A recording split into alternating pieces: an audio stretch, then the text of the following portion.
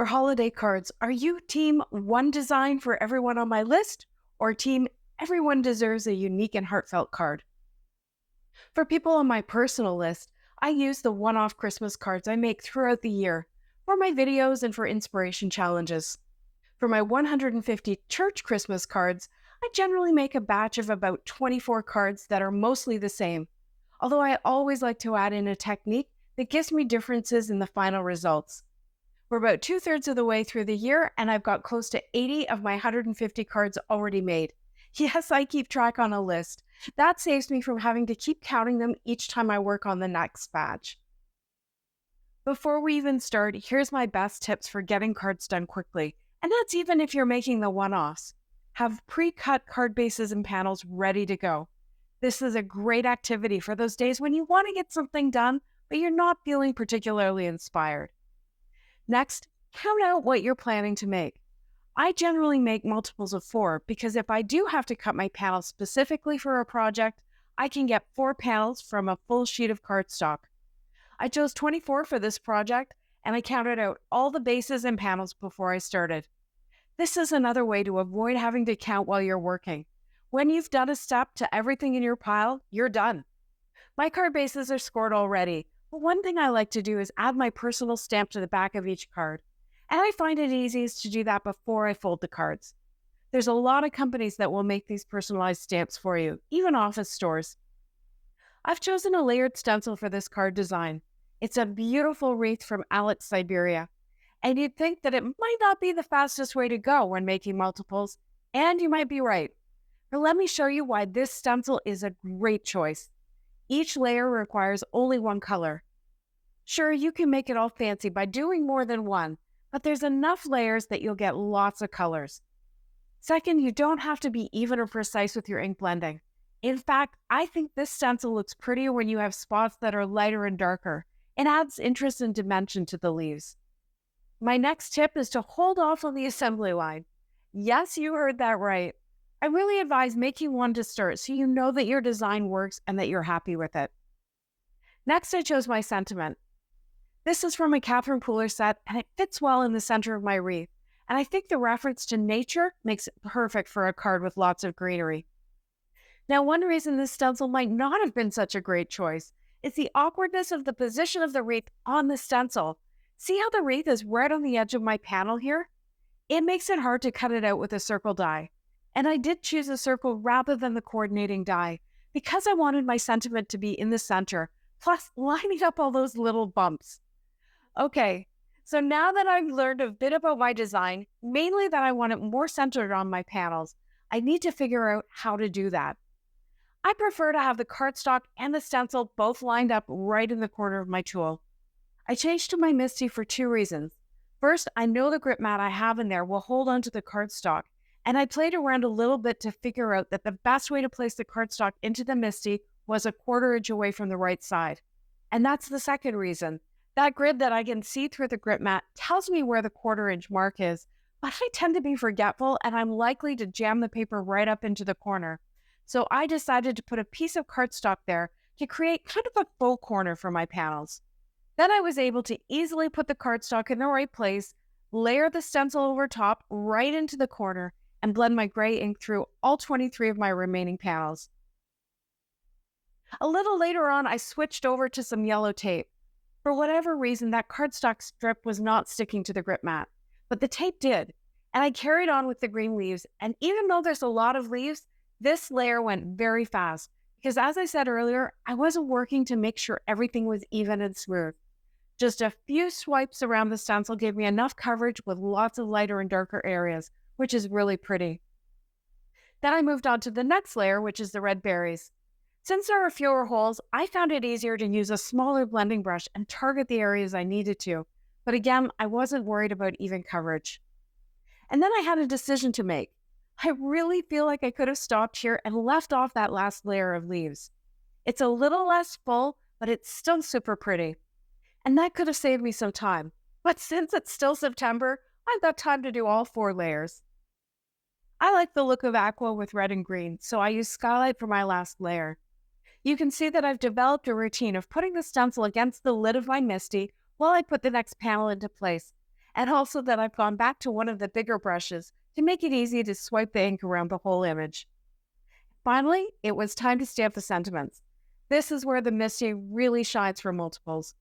Every time I stamp it, it's in the exact same place, which makes all of the cards the same, but it also allows you to re-stamp if ever you don't get full ink coverage. I was using my Lisa Horton solid black ink, which is super black, and I only needed to stamp each one once, which was another nice time saver.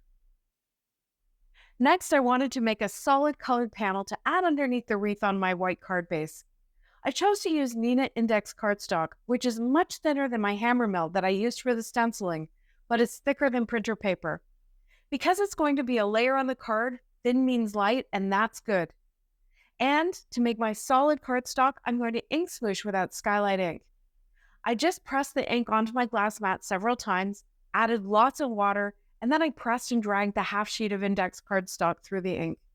This half sheet will make 2 backgrounds, so I counted out 12 of them before I started. See how pretty that is? It's kind of a marbly effect, and it will dry lighter.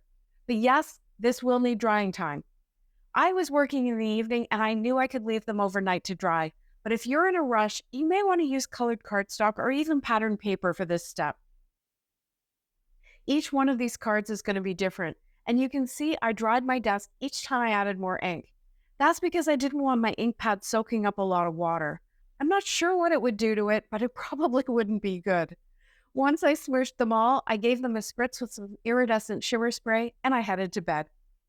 And here they are the next morning, super pretty and each one unique.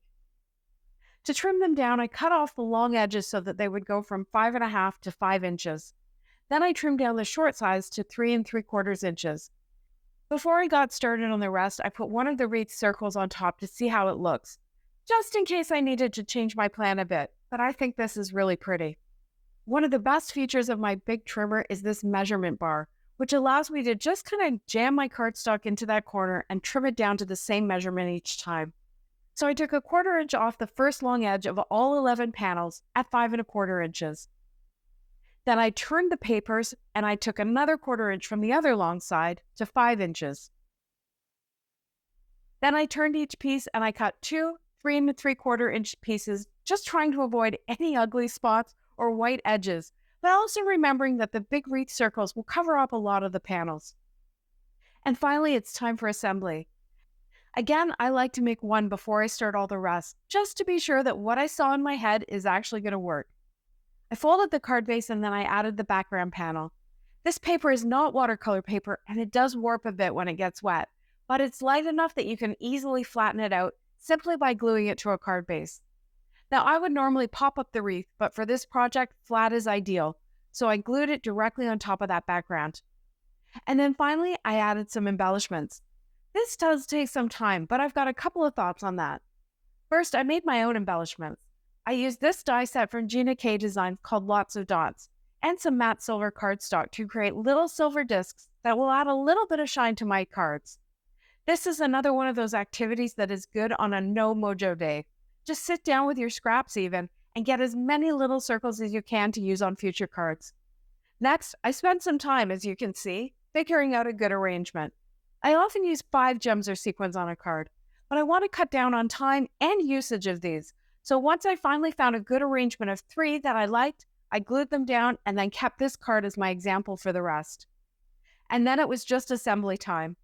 Now this was a day when I was crafting with a friend of mine over Zoom, so it was the perfect activity while we were chatting away and getting caught up. And at this point, I went full assembly line, and I did all the blue panels first. For this, I tend to use a tape runner. I find that they're forgiving if you need to lift up the background and reposition it, but not too much later, it's pretty permanent. Then I added the wreath circles, again with a tape runner, although you could use foam tape or even a smaller circle die cut to add a bit of dimension, as I mentioned earlier. The only trick here is to make sure that the sentiment is pretty straight. These 2 steps of gluing the pieces on the card bases goes pretty quickly. And then finally, time to add the embellishments. This is a little more fiddly, and of course it's completely optional. But I do feel like Christmas cards especially need a little sparkle, and having the layout determined already really helps it go more quickly. I put down 3 blobs of glue on each card, and then used a pickup tool to choose the sizes, usually 2 smaller and 1 larger, and I placed them down on the card. All in all, it took me about 3.5 hours to make this set of 24 cards, plus the overnight drying time. We've talked about how you could easily change this design if you had less time, leaving out one layer with a wreath or choosing a one-layer stencil pattern even. You could stencil the wreath and stamp the sentiment in the correct place on the panel so that you could use the panel without die cutting it, even directly on a white card base for a one-layered card, or maybe on a colored card base if you like the look of a frame around your focal image. You could put tape over those other areas on the stencil so that you don't get any over inking like I was getting. And of course, you could leave off the embellishments. And what if you have more time and want to take it a little further? I was thinking it would be nice to emboss the background panel with a leafy or even geometric embossing folder. You could heat emboss the sentiment, pop up the circle panel, or use the coordinating die for more details. If you do want to use a background, you could do one of my favorite tricks and edge the panel with darker ink for even more definition. You could also use a white gel pen or glossy accents to add some shine to the berries. You could also stamp your inside sentiments. I don't really need them for this project, but sometimes it's good to have them. And you could even decorate your envelopes. I always think a little hint of what's inside makes the anticipation of opening a card even more fun. If making multiples is right up your alley, I've got a whole playlist with different designs that I've made over the years, including hacks and tips for making multiples with intricate die cuts, watercoloring, and other techniques that you might not immediately associate with batching cards. And as a little gift, I've got a freebie checklist for you, so you can be a pro at making multiples too. The link for that is in the description below. Thanks so much for watching. See you next time.